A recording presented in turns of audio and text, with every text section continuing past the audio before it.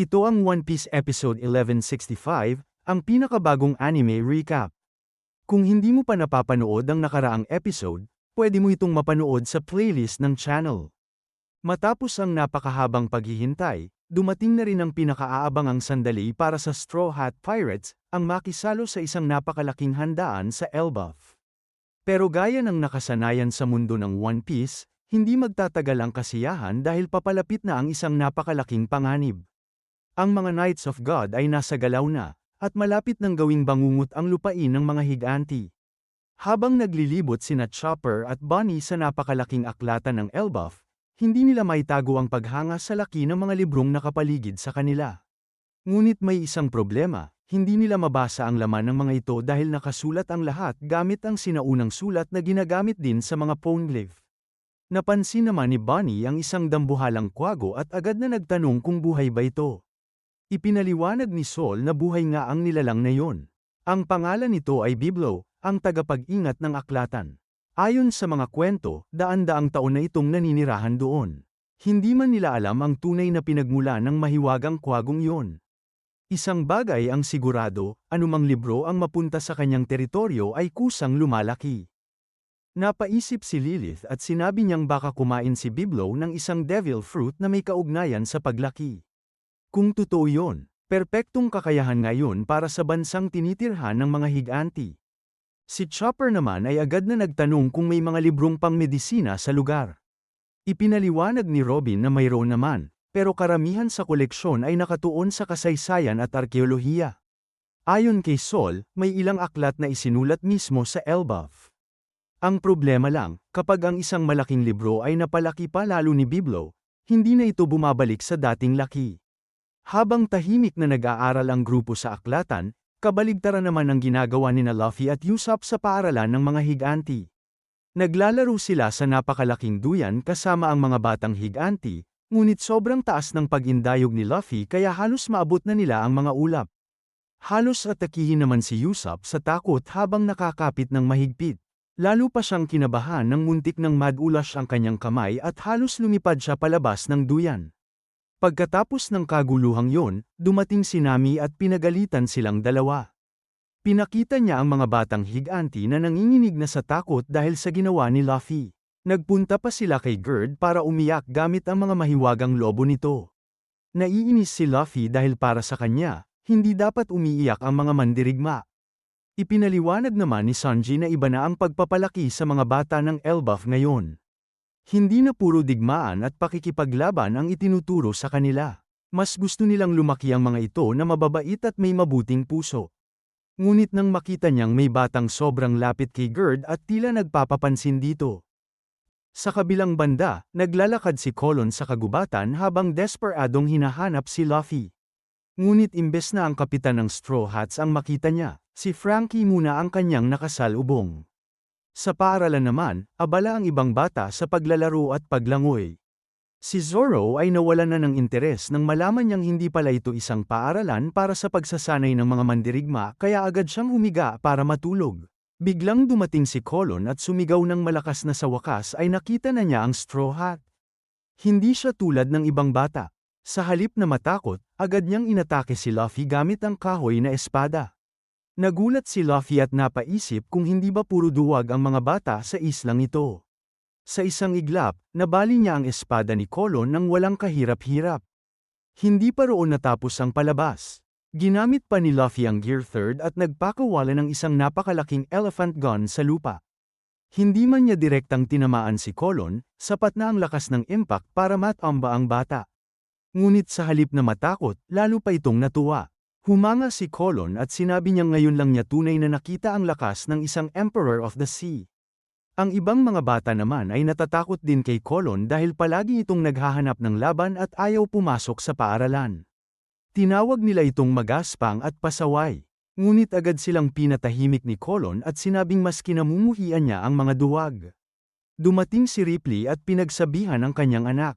Ngunit imbes na pagalitan ito ng todo, sinabi pa niyang hindi naman ganoon kasama ang ginawang pag-atake. Napangiti si Colon at agad na inalok ang kanyang ina ng paborito nitong lingonberries. Lalong nagulat ang grupo nang malaman nilang si Ripley ang ina ni Colon. Napansin ni Usopp na ibang-iba ang pagpapalaki niya sa kanyang anak kumpara sa ibang mga bata sa paaralan. Muling pinagalitan ni Nami si Luffy ngunit ipinagtanggol naman siya ng iba dahil wala naman talaga siyang ginawa. Maging si Zoro ay humanga kay Colon dahil nagkaroon nito ng lakas ng loob na haminin si Luffy gamit lamang ang isang kahoy na espada. Ikinwento ni Colon na tao rin ang kanyang ama. Dahil dito, lahat ay namangha. Hindi nila maisip kung paano nagkaroon ng relasyon ng isang ordinaryong tao at isang napakalaking higanti tulad ni Ripley. Ayon kay Colon, napakalakas ng kanyang ama at hindi ito magpapatalo kahit sa mga mandirigma ng Elbaf. Ipinaliwanag naman ni Ripley na mas bata ang kanyang asawa kaysa sa kanya. Dahil mabilis tumatanda ang tao kumpara sa mga higanti, ayaw nitong magpakasal dahil siya lamang ang tumatanda habang nananatiling bata ang hitsura ni Ripley. Nang marinig yun ni Sanji, halos sumabog siya sa galit. Hindi niya maintindihan kung paano may lalaking tatanggi sa isang napakagandang higanti tulad ni Ripley. Maya-maya ay umungol ang tiyan ni Luffy. Simula nang makarating sila sa Elbaf ay hindi pa sila nakakakain ng maayos dahil ipinagpaliban ang handaan. Nang marinig niya na magsisimula na ang piging sa nayon, halos mabaliw siya sa tuwa. Pagdating nila sa aklatan upang sunduin sina Robin at Chopper, muli silang namangha sa laki ng mga libro. Isang maling bagsak lang ng mga iyon at siguradong pipisain sila sa lakas ng impact. Inaya ni Nami si Robin ngunit tumanggi muna ito dahil gusto pa niyang makipag-usap kay Sol. Ipinaliwanag ni Sol na ang mga handaan sa Elbaf ay umaabot ng 3 araw at 3 gabi kaya marami pa silang oras. Si Frankie naman ay may natuklasang mas nakakagulat. Napagtanto niyang ang buong Elbaf ay bahagi ng napakalaking treasure tree Adam, ang maalamat na kahoy na ginamit niya sa paggawa ng Thousand Sunny. Ipinaliwanag ni Sol na may iba pang Adam tree sa mundo ngunit ang nasa Elbaf ang pinakamatanda at nananatiling buhay sa loob ng libu-libong taon. Pinahinto sila ni Gerd dahil may gusto siyang gawin. Isinuot niya sa buong grupo ang tradisyonal na kasuutan ng Elbaf. Para siyang batang tuwang-tuwa habang pinagmamasdan ang mga tao na nakadamit parang tunay na mga mandirigmang higanti. Sa wakas ay nagtungo na sila sa malaking piging. Habang sakay ng lumilipad na bangka ni Gerd, hindi na mapakali si Luffy sa gutom. Si Usopp naman ay bahagyang nagkaroon ng kumpiyansa dahil nakaupo na siya sa gilid ng bangka nang hindi natatakot kahit napakataas nila mula sa lupa. Pagdating nila sa nayon, sinalubong sila ng isang napakalaking pagdiriwang. Umulan ng alak sa paligid habang ang mga higanti ay nagdiriwang ng buong puso. Si Brook ay halos malunod sa dami ng inumin, habang sina Jinbei at Zoro ay humanga sa kalidad ng alak ng Elbaf. Si Sanji naman ay labis na natuwa sa lasa ng pagkain at agad na pinuri ang chef na naghanda nito. Mas lalo pa siyang natuwa nang yayain siya ng 2 magagandang higanti para uminom kasama nila. Habang nagpapatuloy ang kasiyahan, nakilala nila si Stan Senador, ang higanteng minsan nilang iniligtas sa Cebaudi Archipelago mula sa slave auction. Dahil sa sobrang haba ng balbas nito, hindi agad siya nakilala nina Luffy at Usopp. Nagpasalamat siya sa kanila at sinabi niyang hindi niya kailanman nakalimutan ang kabutihang ginawa nila noon. Biglang nagsimulang manginig ang buong lugar. Dumating na si Jarol. Sa sobrang laki niya, para siyang isang bundok na naglalakad. Ang ibang higanti ay mistulang ordinaryong tao lamang kapag nakatayo sa tabi niya. Siya ang pinakamatandang higanti sa mundo at isa sa mga pinakadakilang bayani ng Elbaf. Nagulat si Luffy nang makita niyang may malaking espada na nakabaon pa rin sa ulo ni Jarol. Ngunit tumawa lamang ang matandang higanti at sinabing iniligtas siya ng kanyang helmet. Kahit nakitang-kitang tumagos ang espada sa kanyang ulo, para bang wala lang yun sa kanya.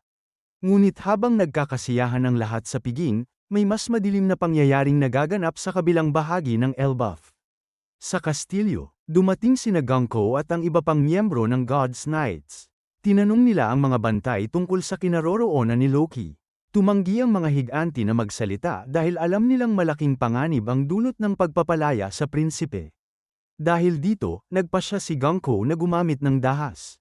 Biglang nakaramdam ng matinding sakit ang isang higanti.